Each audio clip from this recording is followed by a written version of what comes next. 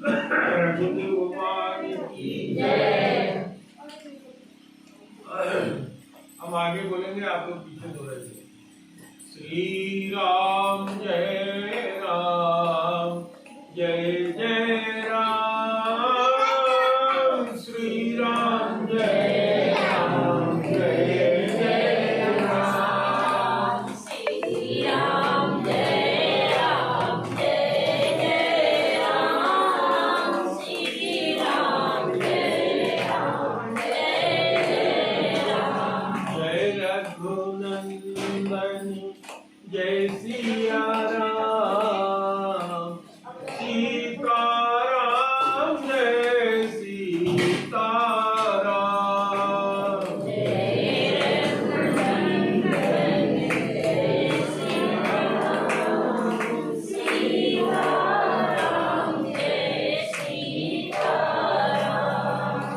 भजले भजले राम का नाम, अंत समय में आएगा काम। भजले भजले राम का नाम, अंत समय में आएगा काम। की दौलत है बेकार, अंत समय में न आएगी काम।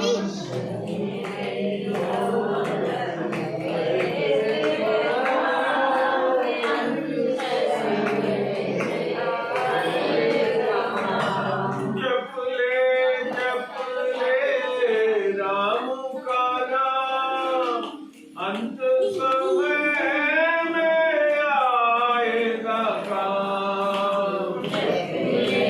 जप ले राम का नाम, अंत समय में आएगा काम। सीता राधा एक ही नाम, जप ले मनुआ आजो याम। सीता राधा एक ही नाम, जप ले मनुआ आजो याम। गुरुदेव भगवान की जय। सीता और राम, राधा और श्याम दोनों में कोई अंतर नहीं है। जो राधा है वही श्याम है, जो सीता है वही राम है, दोनों एक ही है। जो स्वामी जी ने लिखा है, गिरायत जल बीच सम, कहियत भिन्न न भिन्न, बंदहु सीता राम पद, जिनहि परम प्रिय खिन्न।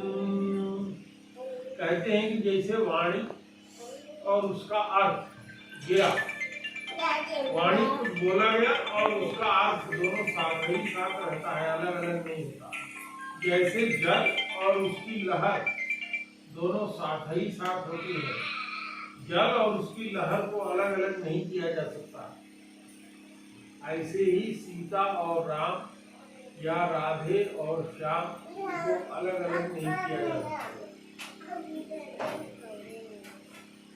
दुर्गा सप्तशती जी में कहते हैं, ओम ज्ञानिनाम मपदेव चेतहंसि भगवती ईशा वरादा कृष्ण मोहाय महामाया प्रयच्छति।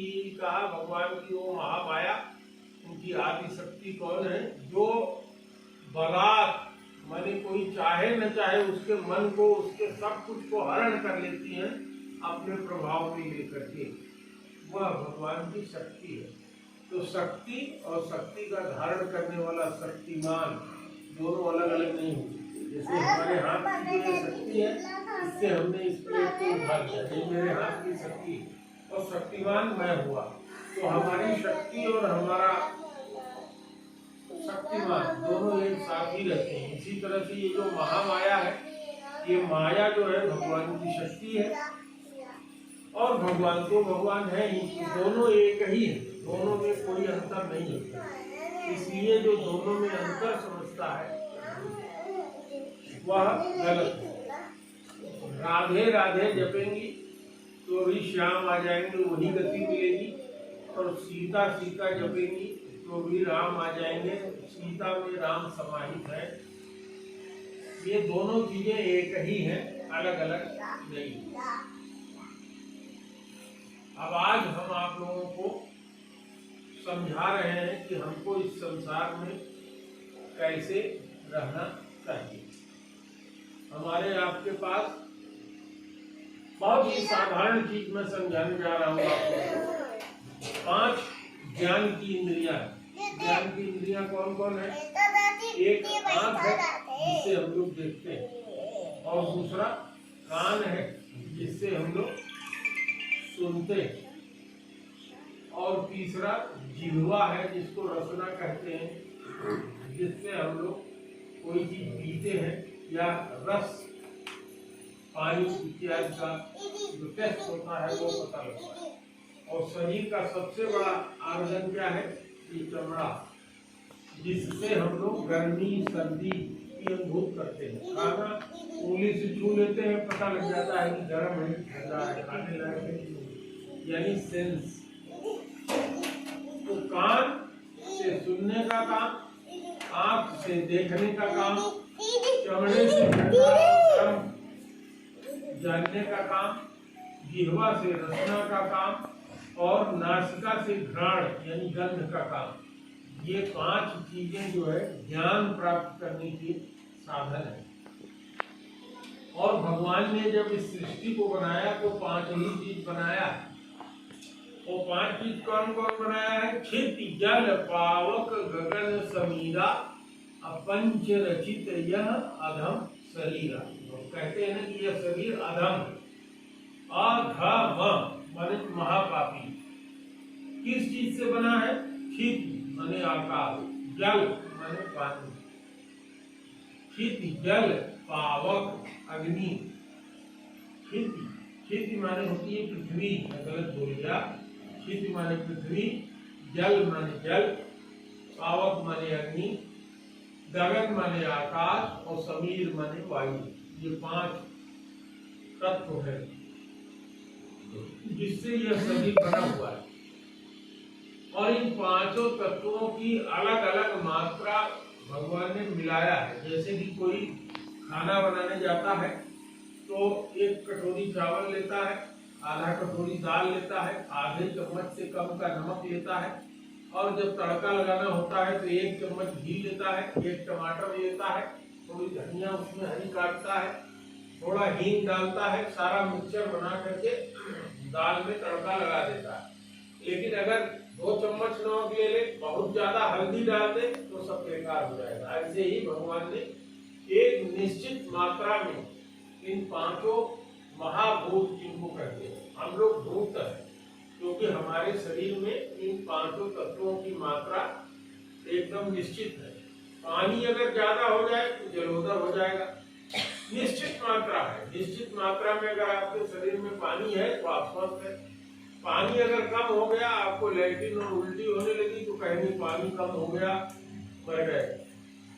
तो कहते हैं इनको पानी पिलाते रहो, इनको इलेक्ट्रॉल देते रहो, शरीर में पानी कम न हो। और यदि अग्नि ज्यादा हो गया, बुखार बहुत तेज आ गया, कहेंगे इतना तेज बुखार आ गया, अब पूरे शरीर में इतना तेज बुखार था कि इनको जो है आधा शरीर इनका जो है वो बेकार हो गया, अर्धांगी आ गई।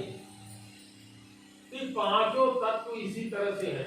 अगर हवा का तत्व जरा सा ज्यादा हो जाए तो आपको बात हो जाता है, कहते हैं गठिया रोग हो गया, बात रोग हो गया। बात मानी वायु, वायु तत्व अगर जरा सा ज्यादा हुआ तो गठिया वायु हो जाती है, शरीर में एक अंग में तकलीफ महसूस होने लगती है। इसी तरह से यदि टेम्परेचर एकदम कम हो गया तो शरीर में जाड़ा लगने लगता है और आदमी क्या होता है, मर जाता है। तो 2 एक्सट्रीम है इस शरीर के लिए, एक ज्यादा होना और एक कम होना। तो हम कितने पे सुख महसूस करते हैं? जब नॉर्मल रहता है। तो इन पांचों तत्वों को ग्रहण करने के लिए भगवान ने हमको 5 ये इंद्रियां दी। जैसे आकाश तत्व है। आकाश कहाँ है? हमारे मुंह में। आकाश कहाँ है? जहाँ हम बैठे हैं यहाँ है। आकाश कहाँ है? हमारे हाथ में है। आकाश कहाँ है? हमारे शरीर में है। आकाश कहाँ है? इस कान के अंदर है। आकाश सर्वत्र है। तो सबसे पहले भगवान को जब सृष्टि की रचना करना हुआ तो उन्होंने अपनी महामाया को बुलाया और कहा कि सृष्टि की रचना करो।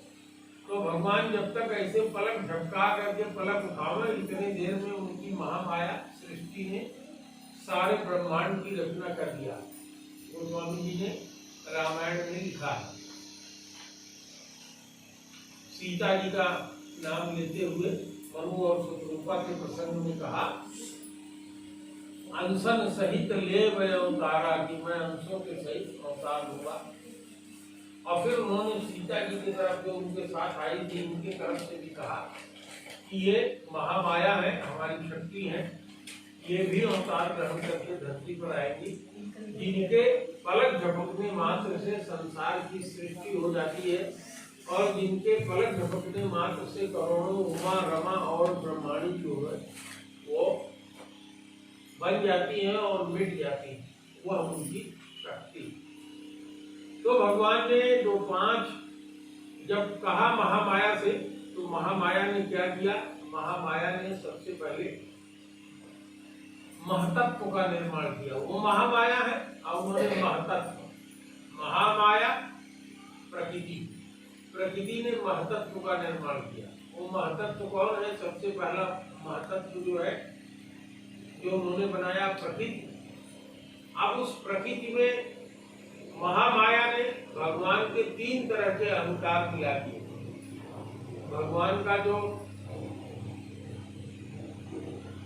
अहंकार सात्विक, राजसिक, तामसिक 3 तरह के गुण होते हैं। तो भगवान का जो तामसिक अहंकार उसने मिला दिया, उससे ये 5 महाभूत उत्पन्न हो गए। आकाश, आकाश से वायु, वायु से अग्नि, अग्नि से जल और जल से ये 5 महाभूत उत्पन्न हो गए। और इन 5 महाभूतों से फिर उन्होंने उसी महतत्व में भगवान का राजसिक अहंकार डाल दिया। जब राजसिक अहंकार डाल दिया उस महतत्व में, तो सारे देवता उत्पन्न हो गए। हम लोगों का जो प्राण है यह उत्पन्न हो गया। जीव जिसको कहते हैं, जीव उत्पन्न हो गया। सारे जीव उससे उत्पन्न हो गए और उसी से अन्न रूपी प्राण जिसको कहते हैं वो भी उत्पन्न हुआ। लेकिन फिर भी काम नहीं चला। कोई भी जीव चेतना की अवस्था में नहीं आया। तो भगवान ने सात्विक, अपना जो सात्विक अहंकार था वो अपने स्वयं रूप धारण करके समस्त जीवों में अंदर आ गए। तो परिणाम क्या हुआ कि सारे जीव जीव थे। इवन की जो धरती है, धरती का एक एक कण भी जीवित है। धरती के एक कण को छोड़िए, जिसको अणु और परमाणु कहते हैं। अणु को अगर आप तोड़िए तो उसमें इलेक्ट्रॉन मिलता है। इलेक्ट्रॉन को भी तोड़ लिया गया है, उसके अंदर भी वाइब्रेशन होता है, पॉजिट्रॉन, मेसोट्रॉन। और एक तो अभी एक्सपेरिमेंट कर रहे थे कुछ दिन पहले वैज्ञानिक लोग, जिसको लिविंग पार्टिकल या लिविट्रॉन करके खोजे थे, जो 100 की कितने फीट, कितने मीटर लंबा एक माइक्रोस्कोप लेके और निर्वात बना के उसके अंदर उस तत्व का प्रवेश करा करके, वाइब्रेशन करा करके और बहुत हाई टेम्परेचर उत्पन्न करके एक्सपेरिमेंट कर रहे थे। तो कहने का मतलब ये हुआ कि चर और अचर सभी जीवित हो चुके। इस संसार का कोई भी ऐसा तत्व नहीं है जिसमें भगवान न हो, जिसको हम हमारे शरीर से पच जाने के बाद जो मैला निकलता है, जिसको हम छूना नहीं चाहते अपने हाथ से, उसमें भी भगवान का वास है। जो सबसे गंदा जानवर है सूअर, उसमें भी भगवान का वास है। कोई ऐसी जगह नहीं जहाँ भगवान नहीं है। कोई ऐसा तत्व नहीं जिसमें भगवान नहीं है। मोहि में तोहि में खड़क खम में सब में व्यापक राम। तो भगवान और भगवान की उनकी शक्ति, जैसे हम लोग पुरुष हैं, आप लोग माताएं हैं, तो इसी से मिलकर सृष्टि बनती है। भगवान ने कहा महामाया से, तो महामाया ने प्रकृति उत्पन्न किया। प्रकृति स्त्री रूप में रही और पुरुष रूप में भगवान हुए, और उसमें उन्होंने अपने 3 तरह के अहंकार डाल करके इस तरह की सृष्टि का निर्माण किया। तो जो आकाश है, आकाश जो तत्व है, उसको हम कैसे ग्रहण करते हैं और कैसे आपके पास तक पहुंचाते हैं। जैसे ये शब्द जो हम बोल रहे हैं, ये हमारे मुख से निकल करके आकाश में जा रहा है और आकाश के माध्यम से आपके कान में पहुंच रहा है। तो शब्द क्या है? आकाश की तन्मात्रा है और कान से ग्रहण हो रहा है। तो आकाश जो महतत्व है, उसका बोध कराने वाला शब्द है और उसको ग्रहण करने वाला कान। इसी तरह से आकाश से उत्पन्न हुआ वायु, वायु को ग्रहण करते हैं हम नासिका से श्वास के रूप में, और वायु का स्पर्श, वायु का जो तत्व है, जो जिससे कि हम उसके गुण को जानते हैं। एक चीज यह भी जान लीजिए कि ये जो 5 तत्व पैदा हुए, जैसे आकाश, आकाश का केवल एक गुण है, वायु उससे उत्पन्न हुआ तो उसमें 2 गुण आ गया, आकाश का गुण भी आ गया और वायु का अपना गुण भी आ गया। तो इसमें शब्द और स्पर्श दोनों वायु में आ गया। और वायु से उत्पन्न हुई अग्नि, तो अग्नि में तेज आ गया। अग्नि का अपना गुण तेज है और अपने बाप और दादा का गुण उसने ग्रहण कर लिया, स्पर्श और शब्द। और अग्नि से उत्पन्न हुआ जल, जल का गुण है रसना, रस। तो अब जल में 4 गुण आ गए, जल का अपना गुण रस का और 3 ऊपर वालों का। और फिर उससे पृथ्वी उत्पन्न हुई तो पृथ्वी में 5 गुण आ गए सबका। पृथ्वी का अपना गुण और बाकी 4 में से उनके 5 गुण पृथ्वी में आ गए। तो हमारा जो ये शरीर है इसी से बना हुआ है, पृथ्वी तत्व से, जल तत्व से, अग्नि तत्व से, वायु तत्व से और आकाश तत्व। तो आकाश तत्व का जो बोध कराने वाला है वो शब्द है, उसको कान से हम ग्रहण करते हैं। वायु का स्पर्श है जिसको हम त्वचा से ग्रहण करते हैं। अग्नि का तेज है जिसको हम आंख से ग्रहण करते हैं। अग्नि का स्वरूप क्या है? रूप। जो कुछ भी इस संसार में दिखाई पड़ रहा है, हमारा आप सबका जो रूप दिखाई पड़ रहा है, ये बिल्डिंग जो इस आकाश में बनी हुई है, बिल्डिंग का भी जो रूप है, ये अग्नि तत्व ही है। अग्नि तत्व से एक ईंट पका है, एक ईंट अग्नि तत्व है। तो ये जो कुछ भी रूप दिखाई पड़ रहा है संसार में, ये सब का सब अग्नि तत्व है। तो अब अग्नि से फिर बना, अग्नि जो है हमारे शरीर में, अग्नि को मैंने बताया रूप, उसको ग्रहण करते हैं आंख से। जल, जल को हम ग्रहण करते हैं अपनी रसना से। और पृथ्वी तत्व में सारे जितने कंपाउंड हैं सब उसके अंदर हैं, और जितने धरती के अंदर तत्व पाए जाते हैं 172, 76 जितना आज पीरियडिक टेबल में खोजा गया है, ये सारे तत्व कम और ज्यादा मात्रा में हमारे शरीर में आवश्यक है और पाए जाते हैं।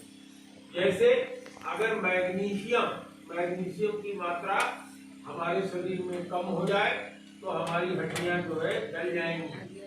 मैग्नीशियम हमारे शरीर को चाहिए कैल्शियम को बचाने के लिए और बाकी सारे तत्वों को, पानी को बचाने के लिए, खाने को तो जो हम खाते हैं उसके एसिडिलेशन के लिए, और मैग्नीशियम चाहिए हमारे लीवर को काम करने के लिए, ताकि हमारा लीवर एंजाइम उत्पन्न कर सके, हमको भूख उत्पन्न हो। और इसी तरह से हमारे लीवर में हार्मोन भी उत्पन्न होते हैं, तो उन हार्मोन को उत्पन्न करने के लिए भी मैग्नीशियम की, सेलेनियम की, इस सब की आवश्यकता होती है। इन सब तत्वों, सेलेनियम तत्व की मात्रा यदि आपको कम हो जाए तो आपको थायराइड हो जाएगा। थायराइड, आपको जो थायराइड रोग होता है वो सेलेनियम कम हो जाए आपको थायराइड हो जाएगा। तो देखिए, पृथ्वी से ही सारे तत्व हमको मिलते हैं, तो आज जितने भी तत्व धरती में उपलब्ध हैं वो सारे तत्व हमारे शरीर में उपलब्ध हैं। इसीलिए कहा जाता है कि यथा मुंडे और तथा पिंडे। जो हमारे शरीर में है, मुंड में है, शरीर में है, वही पिंड में है, अर्थात ये सारा जो ब्रह्मांड है इसमें वो सारी चीज है। और हमारा जो ये ब्रह्मांड है जिसमें ये सूर्य है, तो इसमें 9 ग्रह हैं। हमारी इस धरती पे 9 ग्रह हैं, सोम, मंगल, बुध, बृहस्पति, शुक्र, शनि, नेपच्यून और प्लूटो। 9 ग्रह, राहु और केतु को कहते हैं।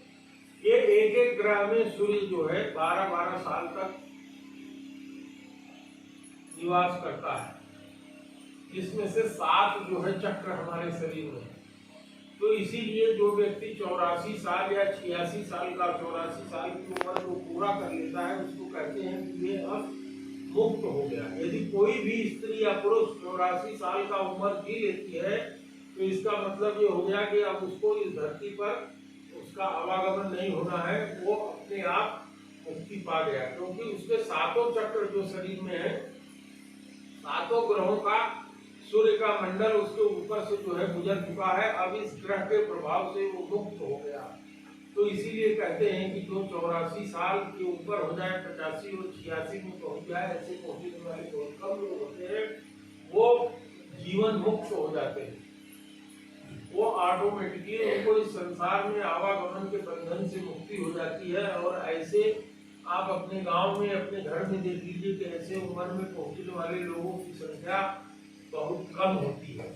तो मैं आपसे ये चर्चा कर रहा था कि ये जो प्रकृति ने बना रखा है, प्रकृति जिसको हम कह रहे हैं महत्व, जल, पावक, गगन, समीर, जिससे कि ये जो क्षेत्र है धरती, इसमें जितने तत्व हैं वो हमारे शरीर में उपलब्ध है। जितने तत्व हैं वायु में है, जिनसे हम भिन्न भिन्न प्रकार की गैसें हैं, सांस लेते हैं। तो यही सारी चीज हमारे वायुमंडल में उपलब्ध है। तो प्रभु जो है, भगवान जिसको हम कहते हैं, वो अपनी शक्ति से इसी में ऐसी शक्ति देता है कि जिससे जब हम श्वास ग्रहण करते हैं तो वह सारी उसकी ऊर्जा हमारे शरीर में आती है। जैसे ही हम पैदा होते हैं, इसमें शरीर का एक गुण माँ का, एक गुण पिता का, अर्थात माँ का रज और पिता का वीर्य, दोनों मिलकर के संतान की उत्पत्ति होती है। और जैसे ही यह अंडा बन जाता है, निषेचन इसका हो जाता है, तो उसी समय सुनिश्चित हो जाता है कि इस व्यक्ति की उम्र कितनी है। उसमें जो पोटेंशियल आता है उस सेल में बनने के बाद, उसी पोटेंशियल से उस जीव का पूरा जीवन निर्धारण हो जाता है। उसका भाग्य का निर्धारण उसी से, वहीं से हो जाता है। जिसको ज्योतिष शास्त्र कहते हैं, वो उसी से कैलकुलेट करता है कि कौन अक्षांश पर कहाँ सूर्य था, कौन ग्रह किस अक्षांश और देशांतर पर थे, कितने समय किसका जन्म हुआ, तो उसी हिसाब से वो लोग उसको लगा देते हैं। लेकिन कहते हैं कि ये सारे ग्रह और नक्षत्र चाहे जैसे हो, लेकिन अभी हमने आपको बताया कि सीताराम या राधे श्याम, ये 2 ऐसे नाम है 4, जिनका नाम लेने से ग्रह कितना कुग्रह हो, कितना खराब हो, वो सब के सब अपने सही स्थान पर आ जाते हैं। तो यह सारा ब्रह्मांड को चलाने वाला, इसीलिए गोस्वामी जी ने लिखा है कि राम जो है, राम में जो र और म है, यही इस सारे ब्रह्मांड को चलाने वाला है। राम शब्द ले लीजिए या ओम शब्द ले लीजिए, तो उसका जब विन्यास करते हैं, उसकी व्याख्या करते हैं, तो ये ब्रह्मांड की जितनी चीजें हमने आपसे चर्चा किया सब उसमें आ जाता है। तो कहा यह जाता है कि बहुत सीधा सीधा सरल सा उपाय है भजन करना। भजन करना क्या है? भगवान के नाम को बार बार दोहराना, लेना, यही भजन करना है। भजन शब्द जो होता है भज धातु से बनता है। भजन का मतलब होता है सेवा करना। तो अब भगवान की मूर्ति आपने घर में रख लिया है, या आप निर्गुण निराकार हैं, भगवान की उपासना निर्गुण निराकार के रूप में करते हैं, तो उनका नाम ही जितने बार, निर्गुण और सगुण दोनों के बीच में ये जो नाम है वही सुंदर समन्वय बनाने वाला है। अगुण सगुण बीच नाम साक्षी, सुंदर साक्षी, अगुण और सगुण दोनों के बीच में। कोई जो भगवान की मूर्ति की उपासना करता है सगुण उपासक कहलाता है, और कोई जो केवल राम राम कहता है वो दशरथ के राम को नहीं मानता। वो राम कौन है? जिनका न कोई रूप है, से इनका कोई रंग है, तो उस राम को मानता है तो दोनों से एक ही तत्व की प्राप्ति होती है, अगुण सगुण राम प्राप्ति। तो इस संसार में पैदा होने वाला कोई भी जीव अगर कहे कि इन 5 महाभूतों से अलग है तो अलग नहीं। और इन 5 महाभूतों को अपने भाग्य को बनाने का सबसे अच्छा उपाय है भगवान का नाम, जो तुम्हें पसंद हो। गुरु के द्वारा जो नाम दिया गया है वो मंत्र, या तुम्हें जो नाम अगर नहीं लिए हो, मंत्र दीक्षा नहीं लिए हो, तो राम राम, सीता राम, राधे श्याम, सीता सीता, राम राम, राधे राधे, जो कर सको करते रहो। वैसे तो जितने भी हमारे यहाँ स्वर और व्यंजन है सब अक्षर कहलाते हैं। अक्षर आजकल की जो विद्या है, जो पढ़ाई जाती है, उसमें ये सब सारी चीजें बताई नहीं जाती हैं, लेकिन ये कहा जाता है कि सारे स्वर और व्यंजन किससे बनते हैं? अक्षर से। और ये अक्षर क्या है?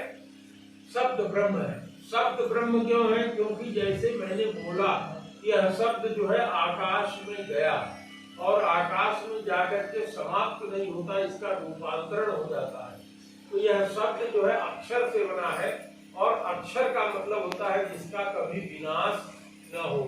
तो आप कोई भी अक्षर से कोई भी चीज, अपना ही नाम जपोगे तो भी आपको भगवान मिल जाएंगे। जितने भी स्वर हैं, जितने भी व्यंजन हैं, इसमें से किसी भी स्वर का कोई भी व्यंजन, अगर कोई अल्लाहू करता है तो वो भी तर जाता है, और कोई ईशा ईशा करता है, मूसा मूसा करता है तो वो भी तर जाता है, क्योंकि अ आ इ से लेकर के सब स्वर और व्यंजन इसी में सम्मिलित है। तो इसमें से कोई भी लेकर के यदि श्रद्धा के साथ आप करते रहेंगे, तो जब अक्षर आप कोई भी अक्षर लेकर के जपते रहेंगे तो आपका पार हो जाएगा। बस खाली चाहिए क्या? आपको श्रद्धा चाहिए और विश्वास चाहिए। भवानी शंकरौ वंदे श्रद्धा विश्वास रूपिणौ, याभ्याम विना न पश्यन्ति सिद्धाः स्वान्तः अग्नीश्वरम्। भवानी क्या है और शंकर क्या है? श्रद्धा और विश्वास। श्रद्धा और विश्वास आप अपने अगर मन में स्थिर करके जो भी काम करते हैं तो आपको सफलता अवश्य मिलेगी। इसका उपाय बस एक ही है कि अपने मन में श्रद्धा ले आइए, विश्वास ले आइए। जो कुछ भी अपने आपको श्रद्धा है, जिसमें आपको विश्वास है, उसी में अपने मन को लगा करके और पूरे भावना के साथ उसमें जुट जाइए, आपका कल्याण हो जाएगा। बहुत लंबी बात न करके हम अपनी बात को यहीं 60 में खत्म करना चाहते हैं, क्योंकि भंडारे का दिन है। ज्यादा लंबा प्रवचन होने से नींद भी आने लगेगी। तो एक बार फिर आप लोग मेरे साथ भगवान के नाम का स्मरण करें और इसको समाप्त किया जाए। श्री राम जय